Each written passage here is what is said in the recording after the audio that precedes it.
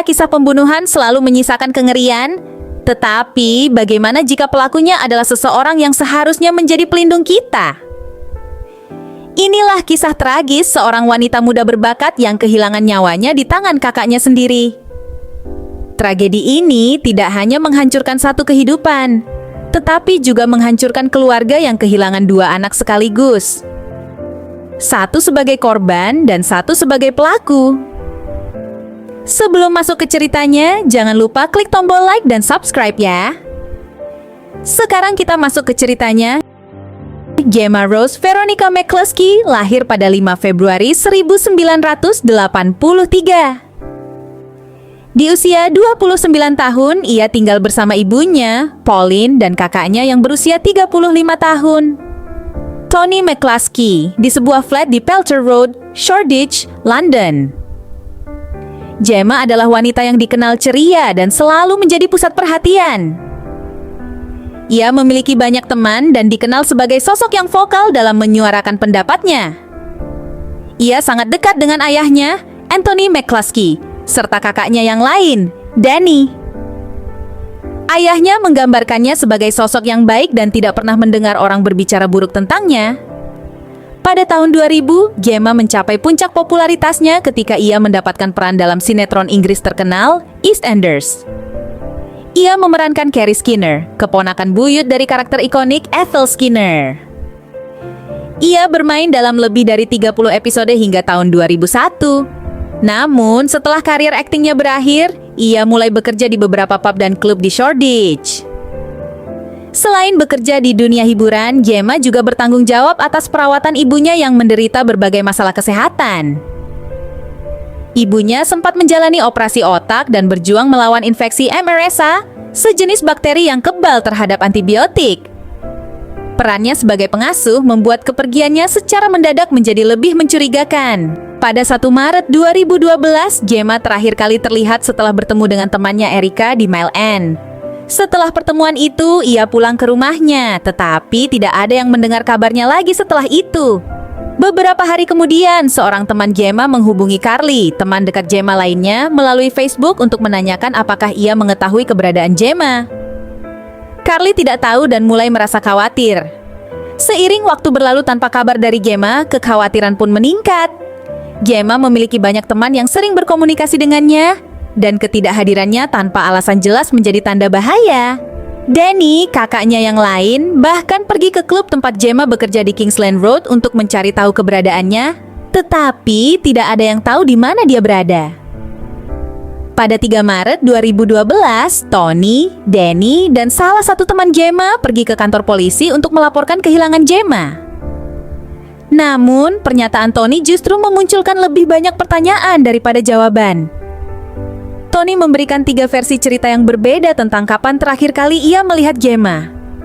Ia mengaku sulit mengingat karena pengaruh penyalahgunaan narkoba yang sudah berlangsung lama. Ketidakkonsistenan ini langsung menarik perhatian polisi. Sebelum hilangnya Gemma, ketegangan antara dirinya dan Tony semakin meningkat. Tony adalah seorang pengguna berat ganja jenis skunk yang terkenal memiliki efek psikoaktif kuat. Ia dapat menghabiskan 15 hingga 20 batang ganja sehari, yang menyebabkan perubahan perilaku drastis.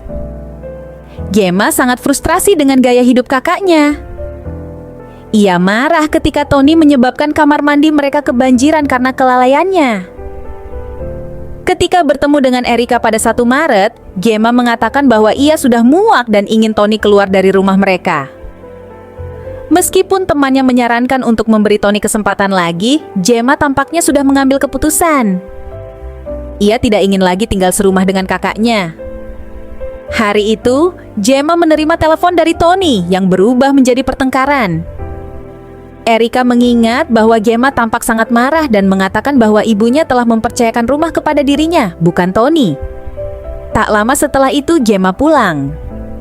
CCTV menangkap kedatangannya di rumah pada pukul 1.50 siang. Hanya 18 menit kemudian, pada pukul 2.08 siang, ponselnya dimatikan. Pada 6 Maret 2012, seorang pejalan kaki menemukan sebuah koper besar mengambang di kanal Regents di Hackney, London. Ketika polisi membuka koper tersebut, mereka menemukan tubuh seorang wanita tanpa kepala. Butuh beberapa hari bagi polisi untuk mengidentifikasi tubuh itu, tetapi akhirnya dipastikan bahwa itu adalah Gemma McCluskey.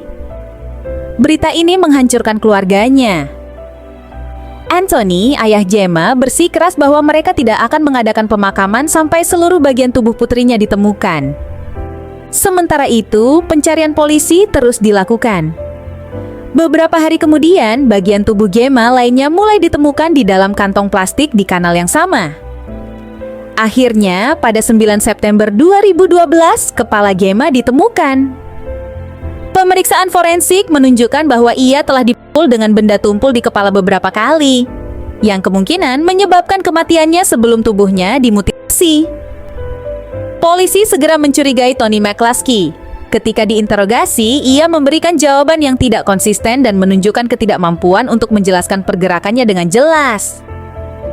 Setelah mengumpulkan bukti, polisi menangkap Tony pada 7 Maret. Rekaman CCTV memperlihatkan Tony menyeret koper besar ke dalam taksi dan membuangnya ke kanal. Ketika sopir taksi bertanya apa yang ada di dalam koper, Tony hanya menjawab, "Itu sound system." Polisi juga menemukan jejak darah Gemma di kamar mandi flat mereka, serta sebilah pisau yang berlumuran darah. Pada Januari 2013, persidangan Tony McCluskey dimulai di pengadilan Old Bailey. Tony mengakui membunuh Gemma, tetapi mengklaim bahwa ia melakukannya tanpa sadar dan hanya karena kehilangan kendali saat bertengkar. Namun, jaksa tidak percaya dengan klaimnya. Bukti menunjukkan bahwa setelah membunuh Gemma, Tony dengan tenang memutilasi tubuhnya selama 2 hingga 3 jam sebelum membuangnya ke kanal. Pada 30 Januari 2013, juri menemukan Tony bersalah atas pembunuhan dengan suara mayoritas 11-1. Hakim menjatuhkan hukuman penjara seumur hidup dengan masa minimum 20 tahun. Ketika putusan dibacakan, Tony tidak menunjukkan reaksi apapun, sementara keluarga dan teman-teman Gemma menangis di ruang sidang. Pembunuhan Gemma McCluskey adalah tragedi yang menunjukkan betapa bahayanya dampak penyalahgunaan narkoba dan kekerasan dalam keluarga. Gemma adalah wanita muda berbakat yang memiliki masa depan cerah, tetapi hidupnya diakhiri secara brutal oleh kakaknya sendiri. Sementara Tony akan menghabiskan sisa hidupnya di balik jeruji, keluarganya harus hidup dengan kehilangan yang tak tergantikan. Kisah ini menjadi pengingat bahwa bahkan orang terdekat kita bisa menjadi ancaman, dan penting bagi kita untuk tidak mengabaikan tanda-tanda bahaya sebelum semuanya terlambat.